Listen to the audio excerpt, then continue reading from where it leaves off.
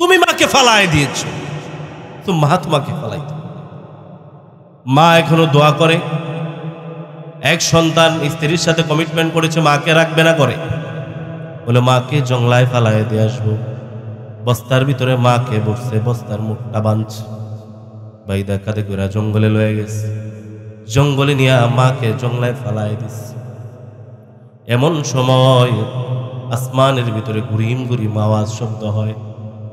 হঠাৎ করে মা যখন দেখলো আসমানের ভিতরে শব্দ, বস্তার ভিতরে বৈশা, মা হাত বাড়াই দিছে আসমানের দিকে, বলে মালিক, আপনি আমার সন্তানকে সুস্থ অবস্থায় বাড়িতে পৌঁছায় দিন। সুবহানাল্লাহ আস্তে বললেন, কারণ আপনিও এক মার সন্তান, আমিও এক মার সন্তান। কথা ঠিক না? কারণ আমিও এক মার গর্ভে ছিলাম, আপনিও এক মার গর্ভে ছিলেন। কথা ঠিক? মার গর্ভ ছাড়া কেউ দুনিয়াতে আসেনি। কথা ঠিক কিনা? বলে সন্তান গেছে মাকে জংলায় ফালায়। সন্তান নিষ্ঠুর ভাবে মাকে ফালায় দিতে গেছে, মাকে জংলায় ফালায়ও দিছে। কিন্তু রে মা, কেমন মা বস্তার ভিতরে থেকে হাত বাড়াচ্ছে, বলে গো আল্লাহ, আপনি আমার সন্তানকে সুস্থতার সাথে বাড়িতে পৌঁছে। সন্তান যখন নিজ কানে শব্দটা শুনছে, সন্তানের কঠিন মন এখন নরম হয়ে গেছে। সন্তান কইরা আবার বস্তার দিকে দৌড়তেছে। এ বস্তার মুখ খুলছে, মা যখন দাঁড়ায় গেছে, মার পা দুইখানা জড়ায় ধরছে, বলে মা ভুল হয়ে গেছে, তুমি মাফ কইরা। মা বলেন, সন্তান তোমার প্রতি আমার কোনো রাগ নাই, আমি তোমাকে জীবনেও বদদোয়া দেই না, আর বদদোয়া দিব না, আমি তোমাকে মাফ করে দিলাম। যে গাজীপুরে এক বৃদ্ধাশ্রমে গেছে সাংবাদিকরা অডিট করার জন্য, যে দেখি গিয়ে কি অবস্থা। বৃদ্ধাশ্রমে গেলেন, যায় দেখতেছে সাংবাদিকরা যখন ঢুকছে, গিয়ে দেখে এক মহিলা বসে বসে এরকম ভাবে একটা পত্রিকা পড়তেছে, পত্রিকার সামনে দেওয়া। তো পত্রিকা পড়ে, পত্রিকার পিছনে এই পাশ লেখা, এই পাশ লেখা আছে না, এই পাশে বাংলা, এই পাশে বাংলা, বোঝা যাচ্ছে এটা বাংলা একটা পোস্টার। দেখতেছেন যে ইংলিশ একটা পত্রিকা পড়ে, পত্রিকাটা ইংলিশ। ইংলিশ তো সচরাচর যারা অনেক শিক্ষিত তারাই পড়ে। সাংবাদিকরা গিয়ে বলতেছেন যে মা, আপনার সাথে একটু কথা বলতে চাই। সাংবাদিকের ভিতরে কৌতূহল জাগলো। সারা জীবন তো ভাবতাম বৃদ্ধাশ্রমের ভিতরে শুধু অশিক্ষিত গরিব মানুষ তারাই থাকে, শিক্ষিতর মা থাকতে পারে এটা তার ধারণাই ছিল না। সাংবাদিক গিয়ে জিজ্ঞাসা করেন যে মা, আমি আপনার সাথে কিছু সময় কথা বলতে চাই। বলে কি বলবা বলো। বলে ও মা, আমি আপনার পরিচয় জানতে চাই, পরিচয়টা দেন, আপনি কে, কোত্থেকে আসছেন, আপনার শিক্ষা দীক্ষা কি।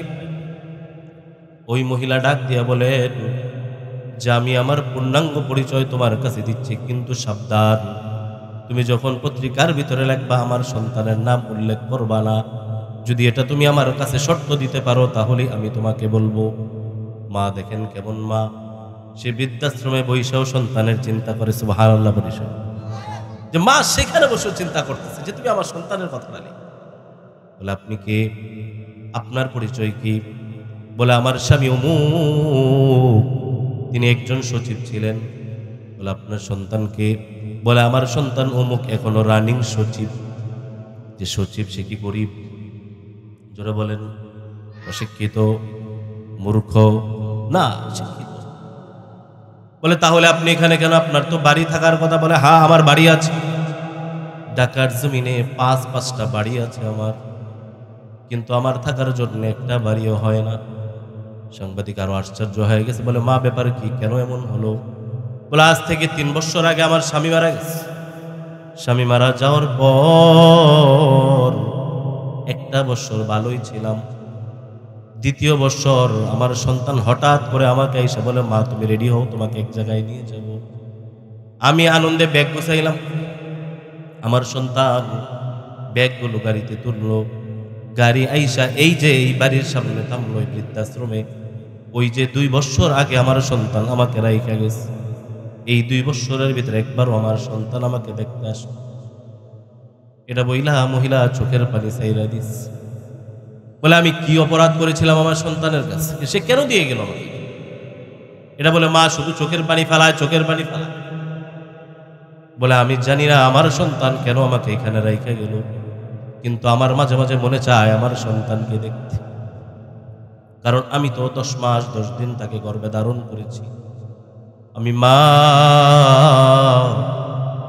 এখনো প্রতি অমাবস্যা পুণ্যিতে তাকে দেখতে বড় মনে চায়, কারণ আমার খোকা ছোট্ট কালে ব্যথা পাইছিল। অমাবস্যা পুণ্যের মধ্যে তার পায়ে ব্যথা ওঠে।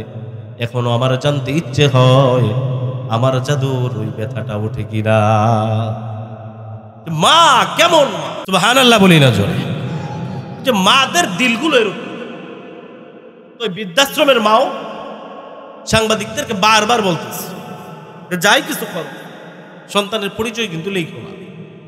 যদি সন্তানের পরিচয়টা লেখা দাও তাহলে আমার সন্তানের কিন্তু ইজ্জত ঠিক থাকবে না।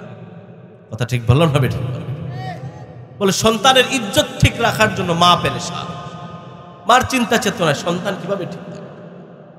ওই মা বলেন যে আমিও তো এক সন্তান জন্ম দিয়েছি যাকে সচিব বানাইছি, কিন্তু আমি তাকে সুশিক্ষায় শিক্ষিত বানাইতে পারি নাই। যদি সুশিক্ষায় শিক্ষিত হইতো আমার জায়গা বৃদ্ধাশ্রমে হতো না।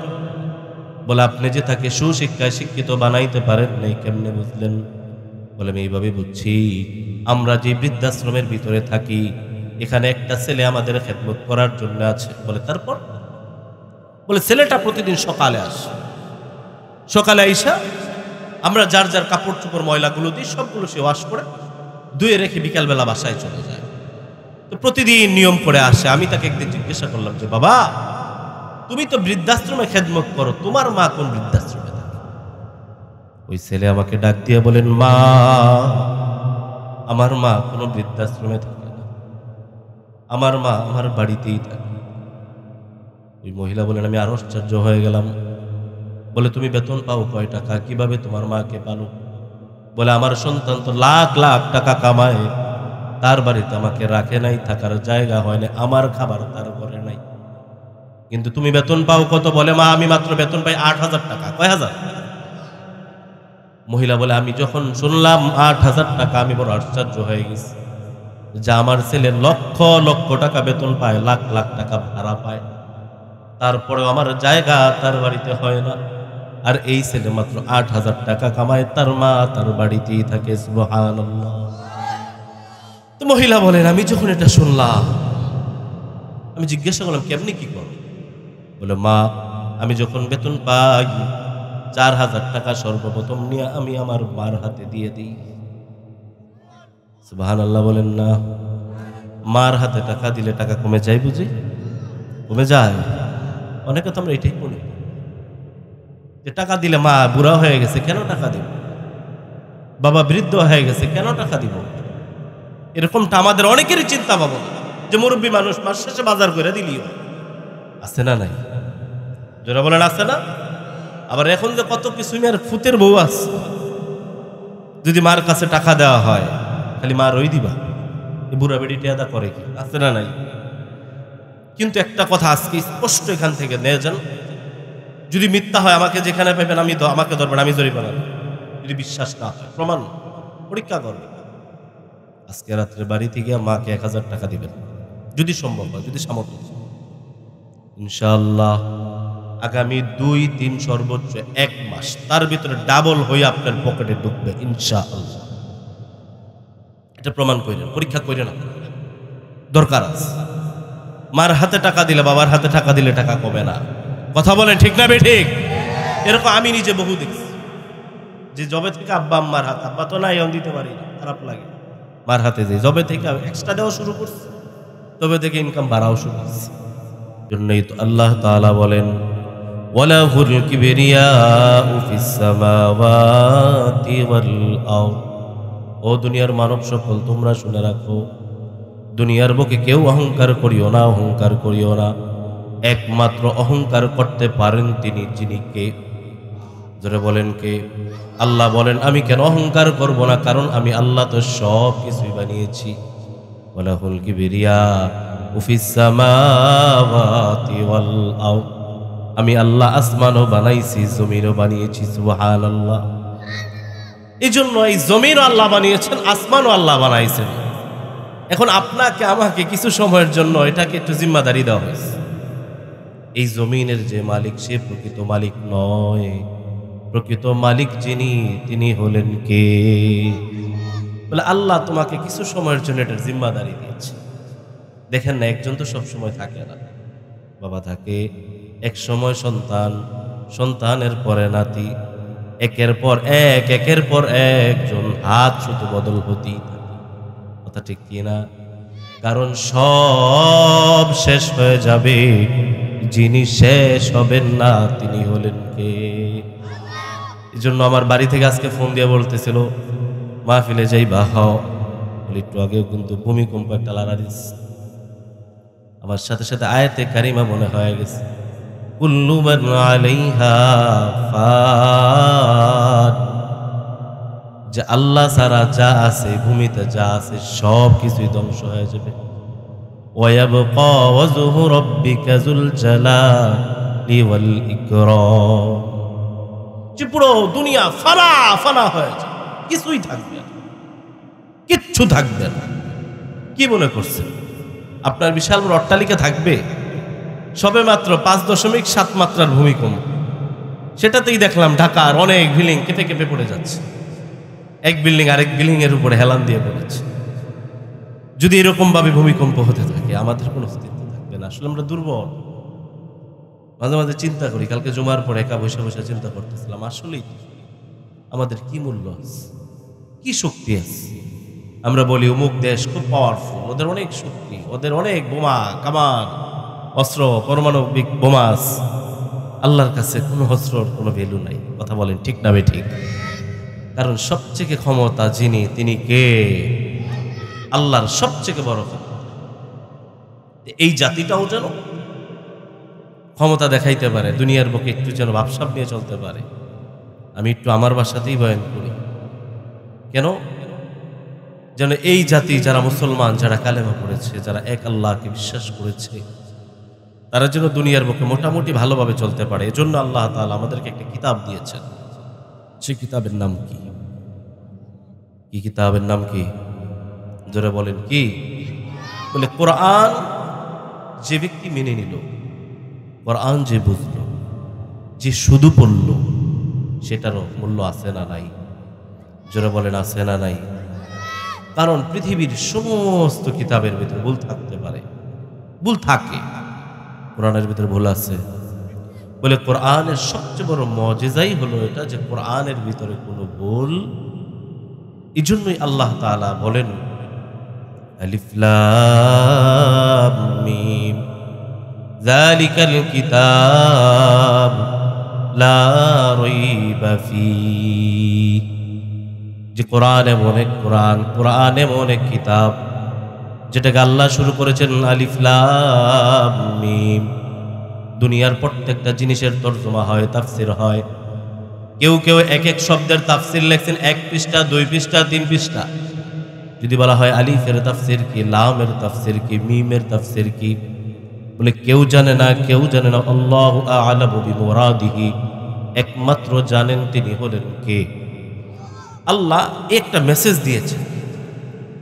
দেখবেন কোন মানুষ যদি তার প্রিয় মানুষের কাছে চিঠি লেখে, এটার ভিতরে একটা সূত্র দিয়ে দেয়, যে যেটা শুধু তার কাছে পাঠাইছে সে বুঝবেন, আর যিনি পাঠাইছেন তিনিই জানেন। কথা ঠিক কিনা বলেন? আল্লাহ তাআলা এরকম ভাবে একটা মেসেজ দিয়ে দিয়েছে, যে নবী আমি আপনার কাছে দিলাম কোরআন, আপনিই জানেন, আর কারো জানা দরকার নেই। তারপর পরে আল্লাহ বলতেছেন, যালিকাল কিতাব, এটা এমন এক কিতাব, লা রাইবা ফি, যার কোনো ভুলই নাই। সুবহানাল্লাহ পড়েন। বলেন এইরকম একটা সুন্দর কিতাব পাইও আমরা পড়তে চাই না। কথা ঠিক বলি নাই? এখন বলবেন যে হুজুর কোরআন তো অনেক কঠিন, কোরআন অনেক কঠিন। এই যে আপনাদের যে মাদ্রাসা, মহিলা মাদ্রাসা, এই মাদ্রাসাতে অনেক ছোট ছোট বাচ্চা আছে, যাদের বয়স 6, 7, 8, 10। আর এখানে যারা বসা আছেন, যারা অনেক সময় বলেন যে কোরআন অনেক কঠিন, কেমনে পড়ব? তাহলে আমি আপনাদের কাছে প্রশ্ন রাখতে চাই, যদি কোরআন এত কঠিনই হইতো, এই ছোট ছোট বাচ্চারা কোরআন পড়তে পারতো? কথা বলেন, পারতো? দেখেন বিভিন্ন মাদ্রাসা দস্তারবন্দির মাহফিলে যাই, গিয়ে দেখি পাগড়ি দিতে সময় অধিকাংশ সময় 10, 11 বছর, 12 বছরের। তো 10, 11 বছরের বাচ্চা, এই বছর 10 বছরের বাচ্চাও পাগড়ি দিচ্ছে। আমার স্মরণ আছে যে 10 বছরে যে বাচ্চাটাকে পাগড়ি দিলাম, ওই বাচ্চাটা নিশ্চয়ই মাদ্রাসায় যখন ভর্তি হয়েছে তার 5-6 বছর বয়স। 5-6 বছর বয়সে ভর্তি হইয়া পরবর্তী 3 বছর 4 বছর কোরআন শিখে ফেলছে। 3 বছর 4 বছরে কি করলো? কোরআন শিখে ফেলল। কিন্তু যেই বান্দা বলতেছে যে কোরআন অনেক কঠিন, কিভাবে শিখবে? দেখা যায় বয়স গই না, তার বয়স 60 বছর, কারো বয়স 50, কারো বয়স 55, কারো বয়স 80। আছে না নাই? জোরে বলেন, আছে না? আমি বলি আপনি শুধু কোরআনই শিখতে পারেন নাই, আর সব কিছুই পেরেছেন। এখন বলবেন কি পারলাম হুজুর? আমি বললাম আপনি কি পারছেন? আপনার মাথার উপরে কি টিনের চাল ছিল, এটা সিমেন্টের ছাদ হইছে। কথা ঠিক কিনা বলেন? বলে আপনার টিনের চাল বলে এখন সিমেন্টের ছাদ হয়ে গেছে। মেয়েকে ভালো জায়গায় বিবাহ দিতে পারছেন। ছেলে আগে জগন্নাথী গ্রামে থাকতো, এখন ছেলেকে ইটালি পাঠাইছেন। এটা পারছেন আপনি? আপনি কোরআন শিখতে পারেন নাই। আপনি সব হয়েছে, বাড়ি একটা ছেলে এখন 2টা হয়েছে। ছেলে বাংলাদেশে থাকতে এখন বিদেশের বাড়িতে থাকে। মেয়েকে ভালো জায়গায় বিবাহ দিয়েছেন। আপনি জমি একটার পর আরেকটা করেছেন। গাড়ি একটা ছিল, এখন 2টা আছে। আপনি আরো সামনে করার চিন্তা করছেন, কিন্তু আপনার ভিতরে একবারও জেগে ওঠে নাই যে আল্লাহ আমাকে পাঠিয়েছেন, যে কোরআন দিয়েছে, ওই কোরআন আমার শেখা দরকার ছিল। কথা বলেন ঠিক কিনা? সব পেরেছেন আপনি, শুধু কোরআন পারেন। এটাই আপনার ব্যর্থতা।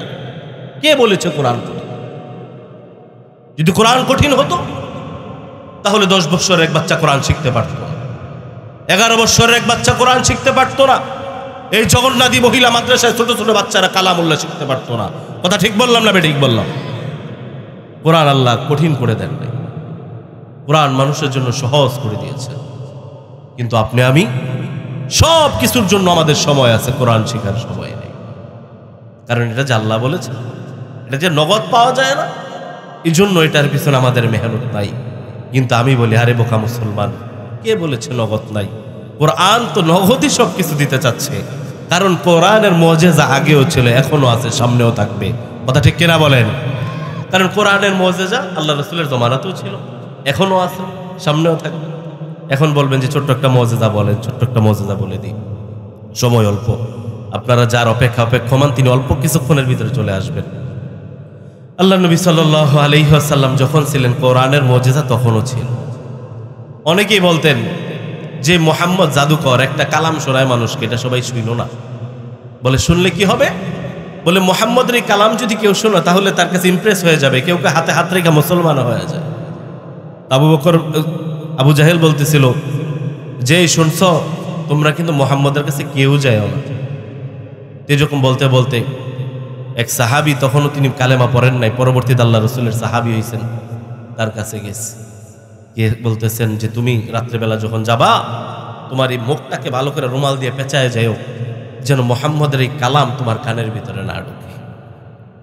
তো কালাম আল্লাহ রাসূল রাত্রেবেলা বাইতুল্লাহ চত্বরে এরকম পড়তেন। প্রত্যেকটা ইহুদি গিয়ে গিয়ে গিয়ে গিয়ে আল্লাহ রাসূলের কাছ থেকে ঘুরতে কালাম শুনতেন। তো এরকম তাদেরকে যতই বাধা দেওয়া হতো, তারা কেউ কালাম শোনা থেকে বিতরিত থাকতেন না, সবাই কালাম শুনতেন। এটাই ছিল কালামের একটা মুজিজা, যে কালাম মানুষকে ডাকতেন। তো আল্লাহ তাআলা যেরকম ভাবে সূরাগুলো নাজিল করতেছেন, এর ভিতরে একটা সূরা তাব্বাত ইয়াদা আবি লাহাবি ওয়া তাব, এই সূরাটা আপনারা শুনছেন সবাই, সূরা লাহাব জানলাম। তা আল্লাহ তাআলা আল্লাহ রাসূলের যে চাচা আবু লাহাব, আল্লাহ রাসূলকে কোন এক সময় খুব আদর করতেন। তো পরক্ষণে আল্লাহ রাসূল যখন কালেমার দাওয়াত দেওয়া শুরু করলেন, এখন তিনিও আল্লাহ রাসূলকে দেখতে পারে না, তার ওয়াইফও দেখতে পারে। তা আল্লাহ তাআলা পূর্ণাঙ্গ একটা সূরা নাজিল করেছেন, তাব্বাত ইয়াদা আবি লাহাবি ওয়া তাব। যখন পুরা সূরা নাজিল হয়ে গেছে, আবু লাহাব সূরাটা শুনছে, কারণ গোপনে গোপনে কোরআন শুনে। কারণ যারা কোরআন শুনতে নিষেধ করে তারাই আবার কোরআন শুনে, সুবহানাল্লাহ। বলে যে না করে সেই আবার রাত্রেবেলা শুনতে চায়। এখন যখন পুরো সূরা লাহাব নাজিল হয়ে গেছে, এখন পুরা মক্কা নগরের ভিতরে একটা শব্দ খালি ঘুরে ঘুরে ঘুরে গিরে, মুহাম্মদের রব আবু লাহাবের নামে সূরা নাজিল করে দিস। যেই সূরার ভিতরে আবার বলছে আবু লাহাবের নাকি 2 হাত ধ্বংস হবে, তার স্ত্রীও নাকি ধ্বংস। এটা শোনার পরে আবুল আহাবের স্ত্রীর এখন আর মাথা ঠিক নাই, আবুল আহাবের মাথা গরম হয়ে গেছে। এখন তাদের মাথা পুরা গরম, কই মুহাম্মদ রে পাবে, মুহাম্মদ রে যেখানে পাবে সেখানেই মুহাম্মদের উপর হামলা করবে। এখন তারা প্ল্যান করা শুরু। আল্লাহ তাআলা কালামুল্লাহর কোরআনের ভিতরে সূরা নাযিল করে দেন। আল্লাহ তাআলা বলেন, তাব্বাত ইয়াদা আবি লাহাবিন ওয়া তাব মা আগনা আনহু মালুহু ওয়া মা কাসাব। আল্লাহ বলেন যে আবু লাহাব ধ্বংস, তার 2 হাত ধ্বংস হয়ে যাক, তার স্ত্রী ধ্বংস হয়ে যাক। সংবাদটা তো তার জন্য বড় কঠিন। এখন আবু লাহাবের স্ত্রী, তারা তো আরবি জানে, অর্থ বুঝে, আমরা না অর্থ বুঝি। আবু লাহাবের স্ত্রী যখন শুনছে, আবু লাহাব যখন শুনছে মাথা গরম হয়ে গেছে। বলে ব্যাপার কি? মুহাম্মদের কাছে একটা শয়তান আসে, আমরা জানি। নাউজুবিল্লাহ বলেন। কারণ জিবরিল আমিন আল্লাহর রাসূলের কাছে আসতো, এটাকে আবু লাহাবের স্ত্রী বলতো শয়তান আস। নাউজুবিল্লাহ বলি না, সব বলতেছে মুহাম্মদের কাছে একটা শয়তান আস। শয়তান আইসা আর একটা কি জানি কবিতা শোনায় গেছে, যে কবিতার ভিতরে বলছে আমরা যেন ধ্বংস হই। মুহাম্মদ কই খুঁজা বাইর করে। পুরা মক্কার ভিতরে একটা গুঞ্জন শুরু হয়ে গেছে, বলে মুহাম্মদ কই, মুহাম্মদ কই। মুহাম্মদকে যেখানে পাবো সেখানেই তাকে হত্যা করব, তাকে প্রতিহত করব। মাথা পুরা গরম। সাহাবীদের ভিতরে মোটামুটি একটা ভয় কাজ করছে। চাচি তো মহিলা মানুষ, কিভাবে তাকে থামাবে? আবু লাহাবের স্ত্রী জায়গায় জায়গায় যায়, মুহাম্মদুর রাসূলুল্লাহকে খুঁজে। বলে মুহাম্মদ কই? বলে আমরা জানি না। আল্লাহ রাসূলের সবচেয়ে কাছের বন্ধু আবু বকর সিদ্দিক আল্লাহ রাসূলকে বলে, ও নবী মুহাম্মদ, কয়েকটা দিন একটু নিজেকে আড়াল কইরা কইরা থাকেন। বলে কেন? বলে এই যে সূরা লাহাব নাজিল হইছে, আবু লাহাবের স্ত্রী সূরা লাহাব শুনে মাথা নষ্ট হয়েছে। এখন আপনাকে যদি যেখানে দেখে, আর যদি মহিলা মানুষ আইসা আপনার কলার দ্বারা, আপনি কি করবেন? বলে কিচ্ছু করার দরকার। আল্লাহ রাসূলকে আবু বকর বলেন যে আপনি একটু সাবধানে থাকেন। অনেক সময় দেখবেন মহিলারা সামনে আসলে ভদ্র পুরুষরা কিছু বলতে পারেন, কথা ঠিক না? এলাকাতে কিন্তু অনেক এলাকাতে আছে, ঝগড়া লাগলে মহিলারা আগায়, আছে না নাই? আঙ্গ চর অঞ্চলে বেশি আছে। অনেকদিন আগে একবার গেছি, নদী পার হয়ে কালাপাহাড়ি অটো দিয়ে যাচ্ছে, হঠাৎ করে দেখি বড় বড় দা, বড় কি করে রামদাও টেড়া বললাম দৌড়াইতেছে লয়ে। কয়েকটা পুরুষ যাওয়ার পরেই দেখি কোমরের ভিতরেও আসল না বাইন্দা বেডিরাও লয়ে দৌড় শুরু আছে না এরকম? এইরকম কিছু জাতের মহিলা আছে, ঝগড়া লাগলে পুরুষের আওয়াজ আর শোনা যায় না, মহিলাদের আওয়াজের ঠেলায়। কথা বলেন ঠিক না বেঠিক?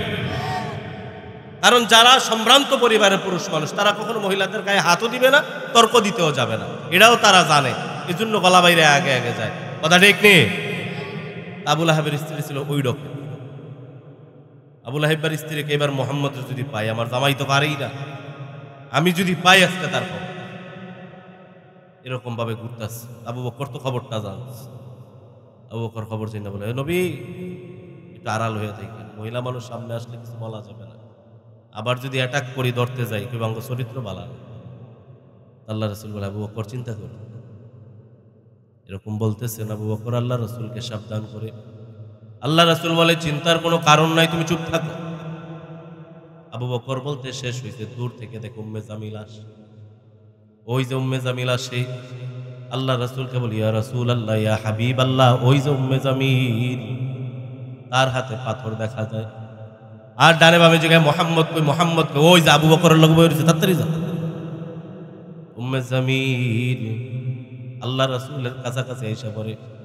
আবু বকর বলে, ইয়া রাসূলুল্লাহ, ইয়া হাবিবাল্লাহ, একটু ভিতরে যান না, আপনি একটু ভিতরে যান। উম্মে জামিল তো চলে আসে।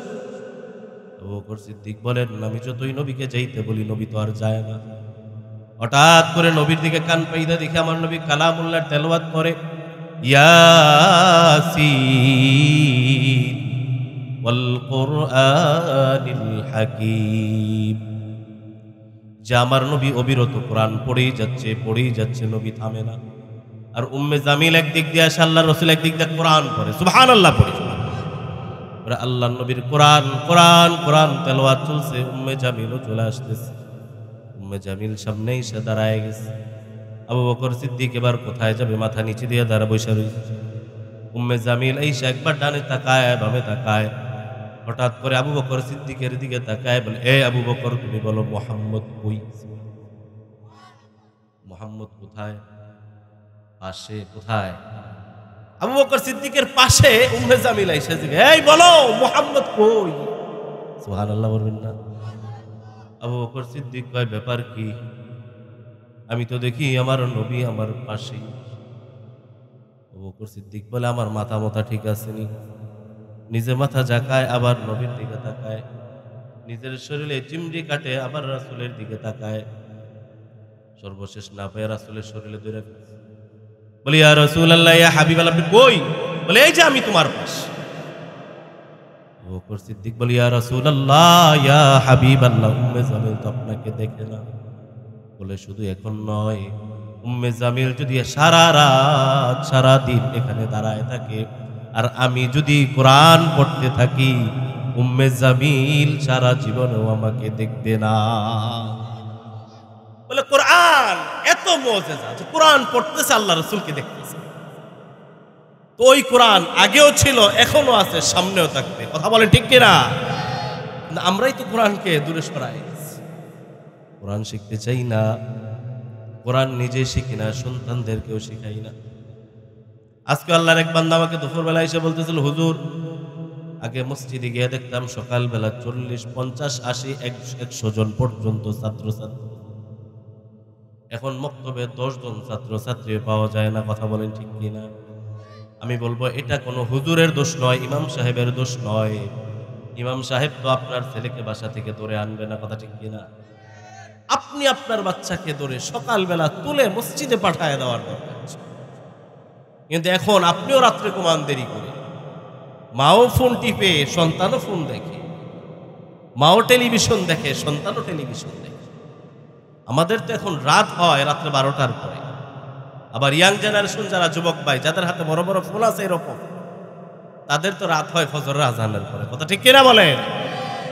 যেই ছেলেটা ফজরের পরে ঘুমাইতে যায়, যেই মা রাত 12টায় ঘুমাইতে যায়, ওই মা তো ফজর পড়বে না, ওই সন্তান ফজর পড়বে না। মা যদি ফজর না পড়ে সন্তান পড়বে? কথা বলে না। সন্তানের তো পড়ার প্রশ্নই ওঠে না। আর আমাদের মারা কি করবে? সকালবেলায় ওঠ ওঠ, ওঠে না। এখনো বাড়িতে গেলে রাত্রেবেলা অনেক সময় দেখা যায় অনেক রাত্রে বয়ান করে বাড়িতে যায়, ফজরের সময় টোট টাইল সাবি লাগে। আব্বাই যতদিন ছিল খুব ডাকতেন, সব ঠিক হইল, নামাজটা ঠিক হইল না, মানুষেরা বুঝাইতে পারো নিজে নামাজ ভালো মতো তাদের মসজিদ। এখনো শাসন, আব্বা নাই, আল্লাহ নিয়ে গেছেন। এখনো বাড়িতে গেলাম, মা এই সকালবেলা, মা উঠছি তো। অনেক সময় দেখা যায় ওনার আগে ওইটা নামাজ পড়ে আবার শুয়ে রয়েছি, উনি ভাবতেছে নামাজ পড়িনি, তো ডাকাডাকি। আসলে মা বাবার চরিত্রটা এরকম হওয়া উচিত ছিল যে সন্তানকে উঠায় সকালবেলা মক্তবে পাঠায় দেয়, সন্তানটা কোরআন শিখুক, হাদিস জানুক, তাহলে ওই সন্তান কখনো সমাজ নষ্ট করবে না, ইয়াবা বাবা ধরবে না, গাঞ্জা ফেন্সিডিল ধরবে না, বাবাকে বৃদ্ধাশ্রমে পাঠাবে না, মাকে বৃদ্ধাশ্রমে পাঠাবে না, মার সাথে চোখ রাঙিয়ে কথা বলবে না, মাকে তুই তুকারি করবে না। কথা বলে ঠিক কিনা? কারণ এখন আমরা বারবার আলেমদের কাছে যাই, গিয়ে বলি হুজুর একটু পানি পড়া দেন, ওই কেল্লিগা ও সন্তান কথা শোনে না। আরে কথা শুনবো কেমনে? কথা শোনার জন্য যেই শিক্ষা দরকার, তুমি তো তোমার সন্তানকে সেই শিক্ষা দেওয়া নাই। কথা ঠিক কিনা বলেন? এখন দেখা যায় কোন সন্তান যদি হুজুরদের কাছে একটু বেশি যায়, বেড়া হুজুরদের কাছে যাচ্ছে, হুজুরগো কাছে গেলে জঙ্গি হয়। আমি বলি হুজুরদের কাছে গেলে জঙ্গি হয় না, হুজুরদের কাছে গেলে জান্নাতের রাস্তা পাওয়া যায়। কথা বলেন ঠিক কিনা? কিন্তু এখন তো আমাদের অবস্থা, আলেমদের সাথে মিলামেশাটা আমরা পছন্দ করি না। আমি চাই আমার ছেলে একটা এলাকার নেতা হয়ে যাক, আমার ছেলে এলাকার অমুক পদ পাক, আমার ছেলে অমুক এলাকার অমুক নেতা হোক। আমি বলবো এগুলো যেহেতু তোমার চিন্তা চেতনা, তুমি মনে রাখবা একদিন তোমার এমন হবে এই সন্তান তোমাকে বৃদ্ধাশ্রমে দিয়ে আসবে। কথা বলেন ঠিক না বেঠিক? এই যে আমার আগে একজন আলোচনা করতেছে, বসে বসে শুনতেছিলাম, খুব সুন্দরভাবে আলোচনা করতেছিলেন যে পিতামাতার হক। আমি বলি পিতামাতার হকের আগে সন্তানেরদেরও কিছু হক, সেগুলো বলা দরকার। সব জায়গায় গেলাম পিতামাতার এই করো সেই করো, সন্তানের হক দিছো মিয়া কত? সন্তানেরও তো একটা হক ছিল। সন্তান যেদিন তোমার গর্ভে আসছে ওদিন থেকে তার হক শুরু।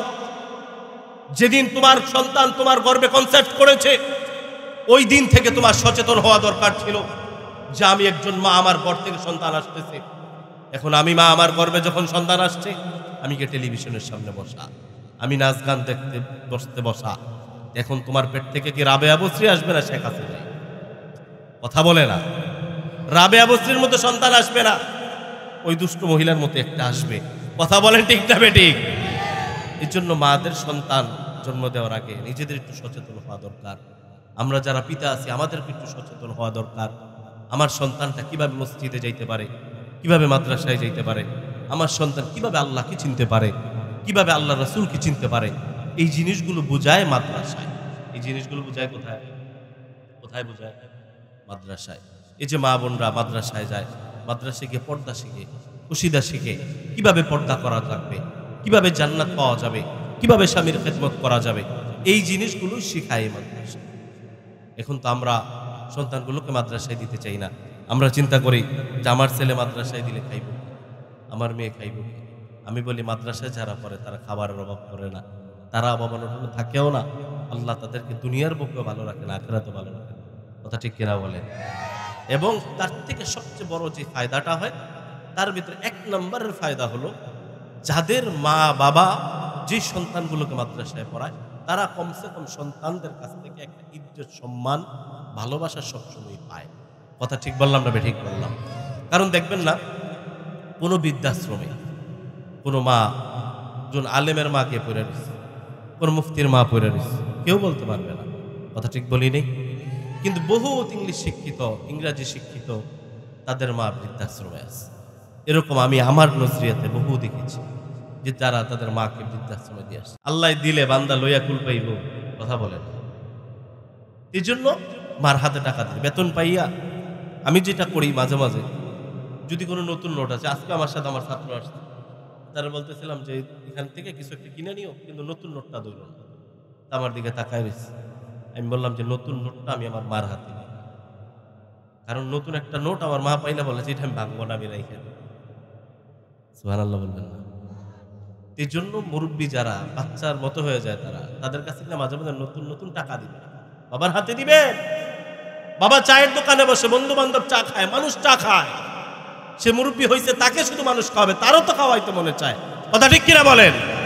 এই জন্য বাবার হাতে টাকা দিবেন। সপ্তাহ শেষে যখন বাড়ি থেকে আসবেন কিছু টাকা হাতে দিয়ে আসবেন, আব্বা তুমি খরচ করো। এই যে কতগুলা দাড়ি পাকা মুরব্বী, এদের টাকা দরকার আছে, এদের হাতে কিছু কিছু টাকা দিবেন, জোয়ান যারা আছে।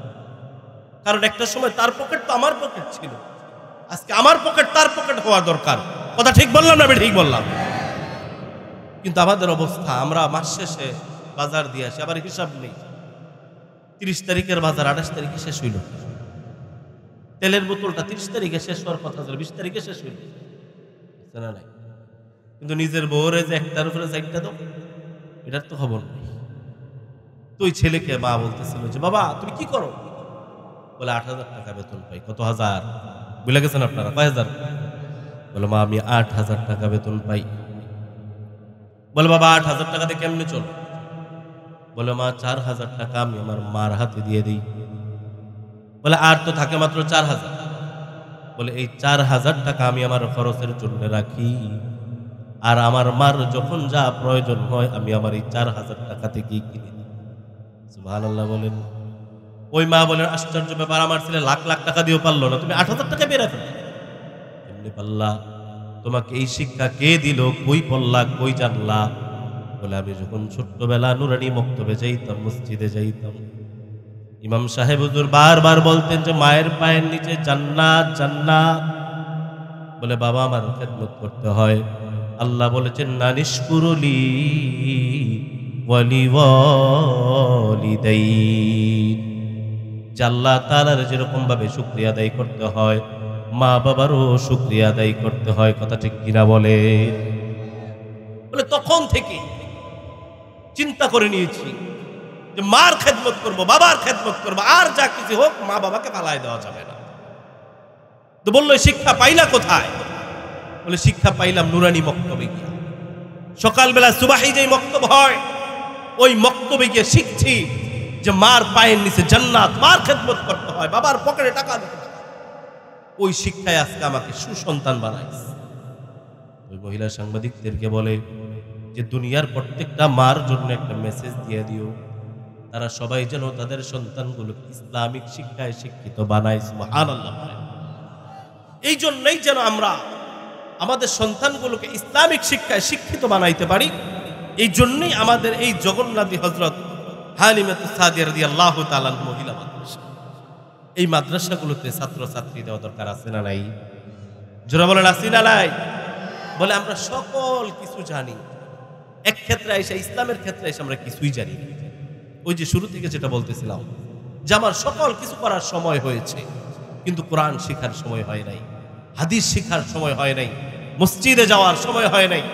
আজান শুনে আমি চলে যাই চোখের দিকে, মুয়াজ্জিন সাহেব ডাকেন মসজিদের দিকে। আমার সন্তান যাওয়ার কথা মসজিদে, সে যায় চাই স্কুলে, সে যায় ক্লাবে। কথা বলেন ঠিক না বেঠিক?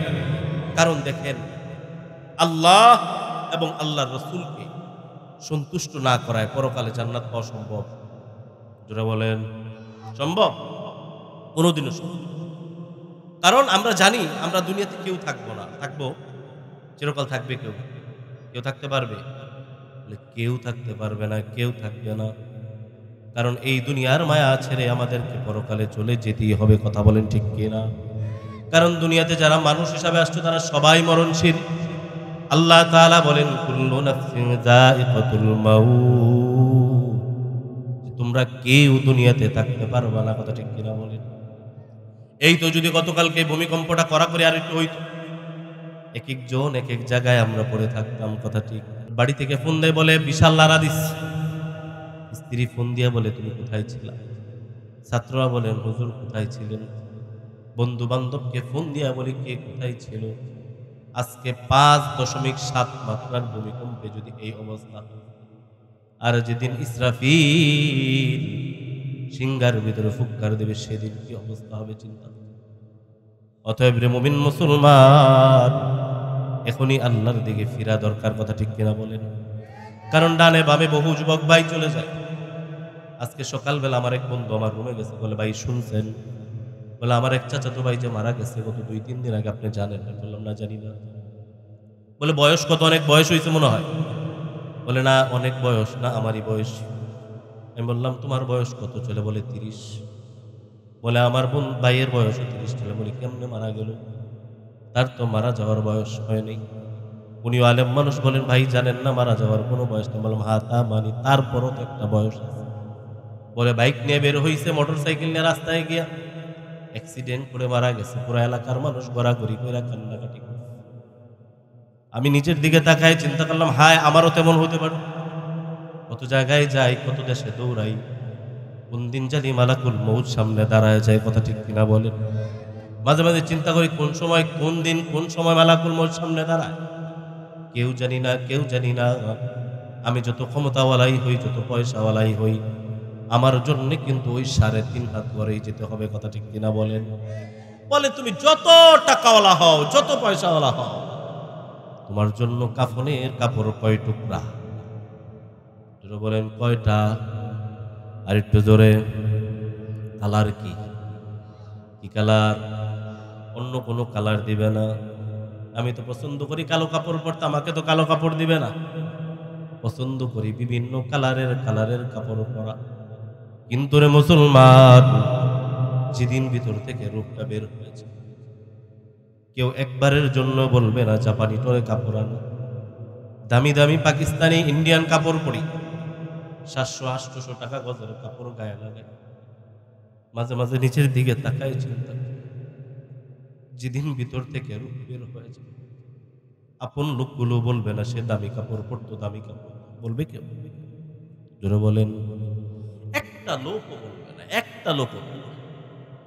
বলে যে স্ত্রীর জন্য 6 তলা 7 তলা বাড়ি বানাইছে, সেগুন কাঠ দিয়া খাট বানাই দিছে, দামি দামি চোখে সালমারি দিছে, ওই স্ত্রী তোমাকে 2টা কাফনের কাপড় প্যাচ দিয়া ঘর থেকে বের করে দিবে। কথা ঠিক কিনা বলেন?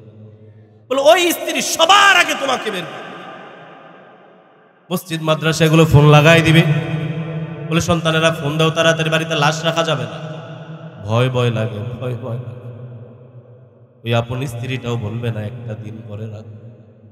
আরে আমি তো আমার অনেক আপন মানুষদেরকেই দেখছি যে বাড়ি তো আসতে পারি নাই, ফোন লাগাই দিচ্ছি, চাস্তো ভাইয়েরা ফোন দিচ্ছে, বলে ভাইয়া লাশটা বের করে দিন। আপন মানুষের লাশগুলো একটা ঘন্টাও করে রাখে।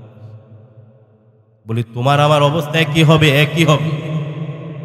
চোখ বন্ধ করে চিন্তা করো যে এখন ভিতর থেকে রূপ বের হয়ে গেছে, এখনই বলবে যে আব্দুর রহিমের লাশ তাড়াতাড়ি বের করো, কথা ঠিক কিনা বলে?